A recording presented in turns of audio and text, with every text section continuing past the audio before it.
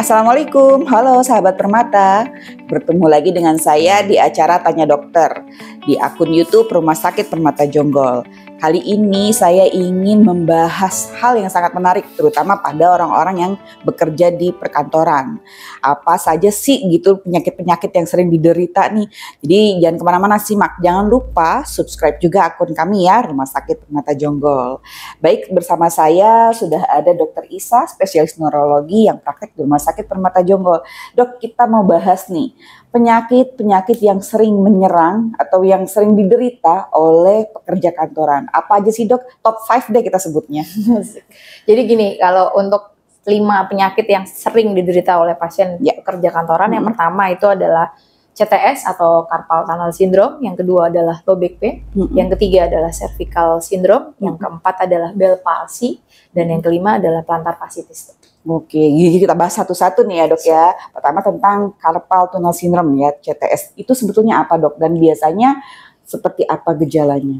Jadi kalau carpal tunnel syndrome seperti dari namanya, tunnel itu kan terowongan. Jadi di pergelangan tangan, di carpal ini ada si terowongan itu yang harusnya dilewati oleh saraf medianus. Itu saraf yang mengatur pergerakan jari-jari dari tangan.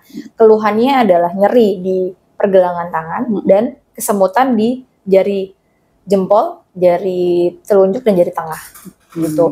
Jadi pasien biasanya datang dengan keluhan, dok saya kok sakit dan ada rasa kesemutan atau rasa kesetrum sering-sering kayak gitu dok.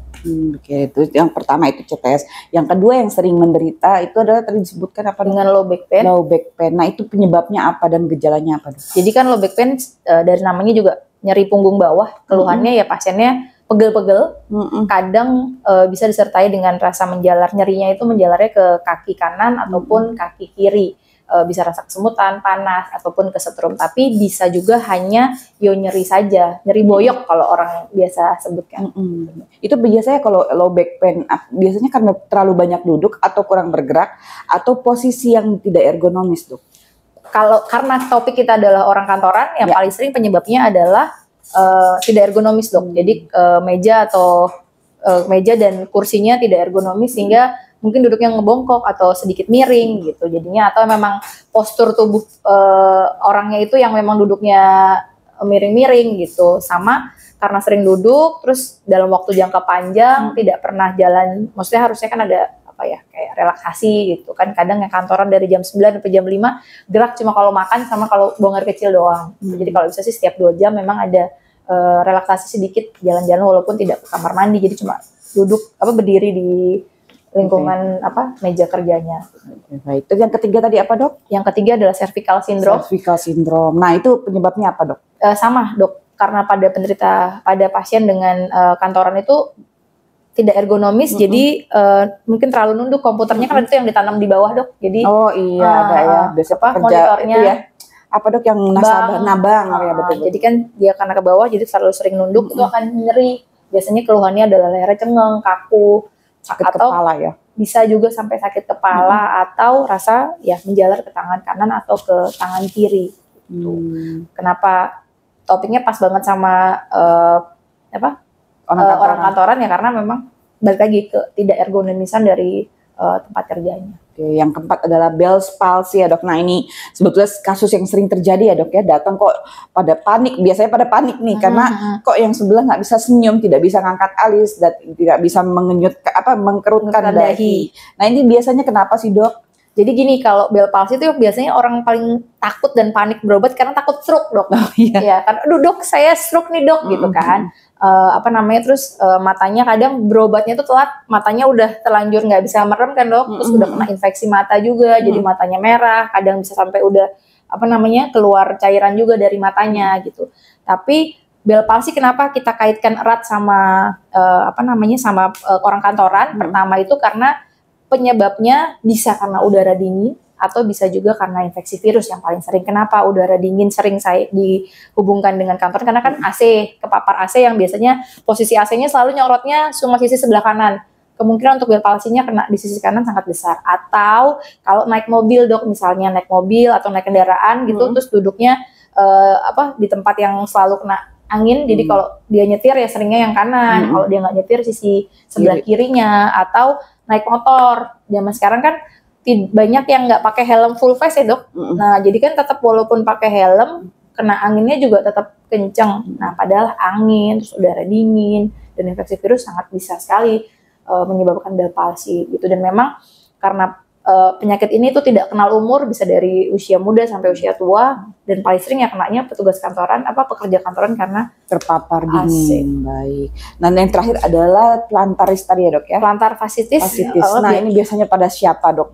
Sebenarnya kalau ditanya paling sering tuh biasanya pada orang lanjut, karena dia kan keluhan penyebabnya adalah adanya pertumbuhan taji gitu dok di tulang pergelangan kakinya, telapak kakinya. Jadi dia akan nyeri untuk berpijak. Kenapa kita hubungkan dengan petugas pekerja kantoran adalah sebenarnya pengobatannya ini kita seringnya harus pakai yang empuk-empuk. Jadi sepatu-sepatu yang nyaman.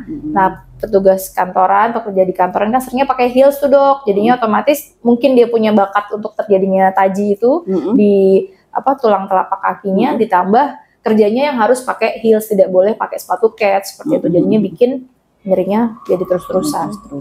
Baik, nih kalau untuk 5 penyakit ini ada pencegahannya nggak sih dok? Kalau yang pertama itu pencegahannya apa yang tadi dokter sebutkan, yang CTS ya, carpal tunnel syndrome, itu pencegahannya apa dok?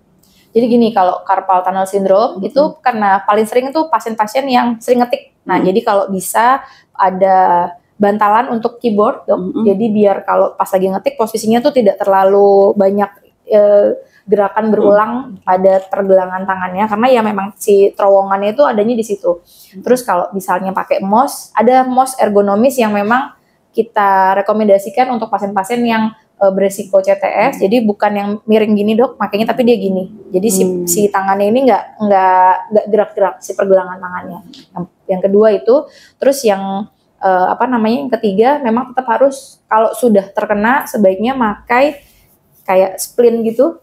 Terus ada besinya di sini, jadi memang untuk mencegah tangannya tertekuk.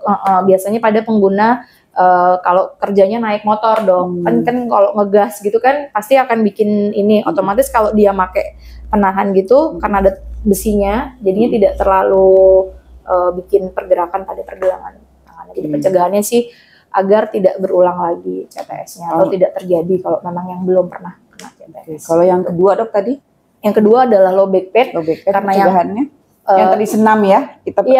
Jadi jangan terlalu lama duduk 2 jam sekali, ada gerakan sendiri sedikit untuk relaksasi.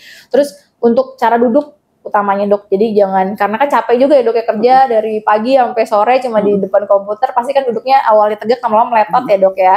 Jadi yang paling penting yaitu cara duduknya, kemudian sama tinggian kursi dan meja harus disesuaikan tinggi badan. Kadang kan tidak semua meja dan kursi di kantor bisa naik turun dok. Apalagi kan tinggi orang kan beda-beda dok, ada yang tinggi banget, ada yang pendek banget gitu kan. Betul. Nah itu jadi harus disesuaikan, misalnya memang nggak bisa dinaik turun kan, mungkin pakai bantalan biar lebih tinggi misal, atau kalau misalnya yang orang terlalu tinggi ya mau nggak mau modal sendiri gitu, karena kalau mungkin kalau sehari 2 hari kayak gitu nggak masalah dok, tapi kalau berlangsungnya dalam jangka waktu panjang ya sangat mungkin bisa bikin low back pain.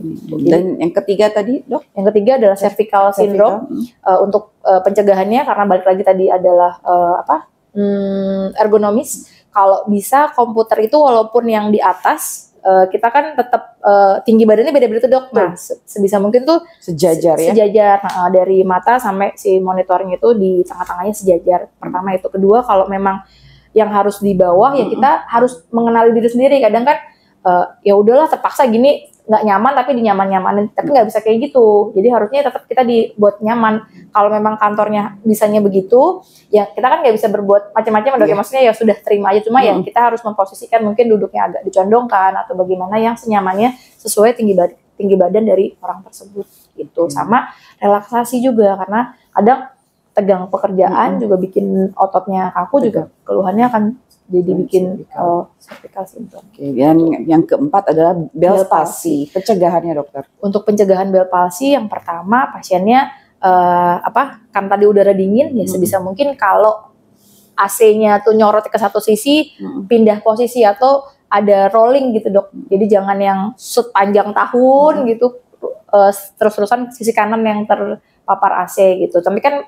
paling nggak atau temannya mungkin meja sebelahnya bisa tukeran, atau misalnya ya bisa bicarakan mungkin dengan pihak perusahaannya atau pihak kantornya untuk rolling, jadi biar semuanya merasakan paparan yang sama, jadi nggak terus-terusan ke dia atau terusan ke sisi yang kanan atau kiri terus gitu. Terus yang kedua, kalau berpergian misalnya naik motor terutama, seringnya itu kan banyak yang nggak pakai full face ya. Pertama, full face selain untuk keselamatan juga kalau terjadi kecelakaan, sama kan dia lebih kedap juga kan dok, jadi kalau udara pas lagi naik motor juga nggak terlalu terus-terusan kena pipinya, sedangkan kan kebanyakan tuh cuma yang kebuka sininya kan dok, terus jadi helmnya kacanya naik turun, tapi seringnya kacanya kan juga dinaikkan gitu. Jadi kalau bisa sih itu pakai helmnya yang full face sama rolling untuk kursinya. Oke, dan yang terakhir nih fasilitas itu tadi dok. Plantar fasciitis. Jadi kalau plantar fasciitis pencegahannya sih bukan pencegahan ya dok, tapi lebih kayak mungkin sejauhnya kalau memang carilah jenis sepatu yang nyaman. Jadi kalau bisa yang tetap empuk karena dia kan buat berpijak sakit. Terus kalau misalnya di kantor kadang kan kayak kita pagi atau berangkat atau pulangnya harus pakai heels gitu. Tapi kan selama di kantor sama aktivitas misalnya ada kerenggangan ada kelonggaran untuk bisa nggak pakai heels, ya sebaiknya digunakan momen-momen tersebut gitu. Jadi dengan pakai alas kaki yang nyaman. Mungkin sepatunya diganti kets pas lagi jam istirahat atau saat berangkat kerja masih bisa pakai sepatu yang non high heel ya gitu. Dokter, terima kasih nih atas penjelasannya, semoga bermanfaat. Semoga sahabat Permata yang menyaksikan acara ini bisa share ke teman-temannya, mengasih tahu bahwa apa sih yang biasanya diderita oleh pekerja-pekerja kantoran. Semoga ini bermanfaat dan bisa mencegah atau mengurangi ya apa yang dirasakan oleh sahabat Permata. Baik sahabat Permata, sampai jumpa di edukasi berikutnya. Salam sehat.